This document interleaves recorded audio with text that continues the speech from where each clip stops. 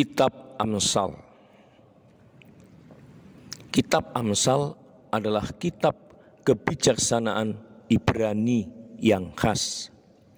Kitab ini berisi nasihat mengenai cara hidup yang sesuai dengan hukum Allah dan menyenangkan orang lain. Kebanyakan dari kitab ini terdiri dari ucapan-ucapan pendek. Masing-masing ucapan biasanya tidak berhubungan dengan apa yang mendahului atau mengikutinya. Namun, terdapat juga bagian yang lebih panjang mengenai masalah-masalah khusus. Kitab ini terdiri dari 7 bagian utama yang rupanya ditulis pada waktu yang berbeda-beda. Seluruh kitab tersebut Seluruh kitab disebut Amsal Salomo, dan mungkin beberapa bagian dari kitab ini memang berasal ucapan-ucapan bijak dari raja yang terkenal itu. Ungkapan penting dalam kitab-kitab kebijaksanaan adalah takut akan Tuhan adalah permulaan kebijaksanaan. Takut akan Tuhan tidak berarti menjadi takut seolah-olah Allah hendak menyakiti kita. Sebaliknya, takut akan Tuhan adalah sikap hormat terhadap Allah karena Ia adalah Allah. Di sini disajikan beberapa ayat dari beberapa bab kitab Amsal. Amsal 1. Permulaan pengetahuan adalah takut akan Tuhan. Orang bodoh tidak menghargai kebijaksanaan dan penguasaan diri. Jika orang berdosa membujuk engkau, janganlah menuruti bujuk mereka. Jauhkan langkahmu dari jalan mereka, karena langkah mereka menuju kehancuran. Kadang-kadang pengarang berbicara mengenai kebijaksanaan, seolah-olah kebijaksanaan itu seorang pribadi. Amsal 3. Berbahagialah orang yang telah menemukan kebijaksanaan. Ia adalah pohon hidup bagi mereka yang berpaut kepadanya. Setiap orang yang memegangnya akan berbahagia. Pengarang mendorong orang untuk bekerja keras. Amsal 6. Hai pemalas, pergilah kepada semut, perlihatkanlah apa yang dilakukannya, dan engkau akan menjadi bijak.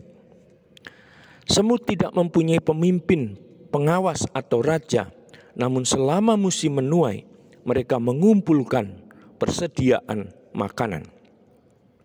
Selanjutnya, pengarang menggunakan angka-angka untuk menekankan apa yang hendak ia katakan. Ada 6 perkara yang tidak disukai Tuhan dan 7 perkara yang dibencinya. Mata yang sombong, lidah yang berdusta, tangan yang menumpahkan darah orang tak berdosa, hati yang merencanakan dosa, kaki yang hendak bergegas menuju kejahatan, seorang yang menceritakan kebohongan mengenai orang lain, dan seseorang yang menimbulkan perselisihan di antara saudara-saudara. Dalam bab 8, kebijaksanaan ditampilkan lagi sebagai seorang pribadi. Ia berbicara mengenai hadir bersama Allah waktu penciptaan dunia. Kemudian ia meminta setiap orang untuk mendengarkan dia. Hai anak-anakku, dengarkanlah aku. Berbahagialah orang yang menuruti langkahku. Orang yang menemukan aku akan menemukan hidup dan mendapat rahmat Tuhan. Barang siapa tidak menemukan aku akan mencelakakan diri sendiri, dan barang siapa membenci aku mencintai kematian. Kebanyakan Amsal berikut mungkin disusun oleh Salomo sendiri. Amsal 11. Melakukan hal-hal yang benar mengantar kepada kehidupan, tetapi seseorang yang hendak melakukan kejahatan berjalan menuju maut. Amsal 13. Seseorang yang menghina hukum Allah harus menerima akibatnya.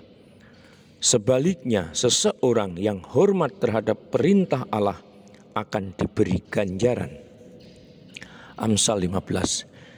Jawaban yang ramah menjauhkan kemarahan, tetapi ucapan kasar membangkitkan amarah.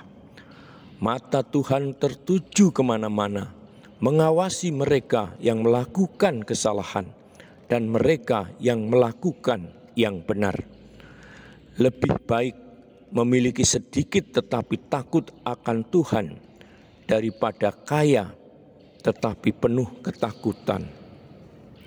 Amsal 16. Lebih baik memiliki sedikit yang diperoleh secara jujur daripada pendapatan besar yang diperoleh secara tidak jujur. Kesombongan menghasilkan kehancuran dan keangkuhan membuahkan kejatuhan. Seseorang yang memperhatikan sabda Allah akan menemukan sukacita. Orang yang percaya kepada Tuhan merasa bahagia. Amsal 19. Orang yang membantu orang miskin meminjamkan sesuatu kepada Tuhan, dan Allah akan membalas perbuatan baik orang itu. Dengarkan nasihat dan terimalah peringatan, maka pada akhirnya engkau akan menjadi bijak. Saudara dan sahabatku, demikianlah pengantar kitab Amsal dan beberapa hal yang mengagumkan yang direnungkan ditulis oleh Heffernan.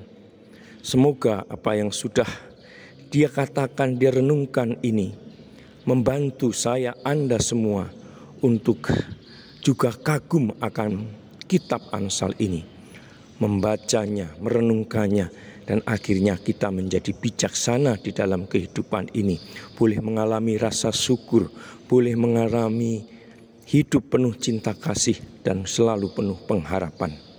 Salam, Tuhan mencintai kita semua dengan hati yang berkobar.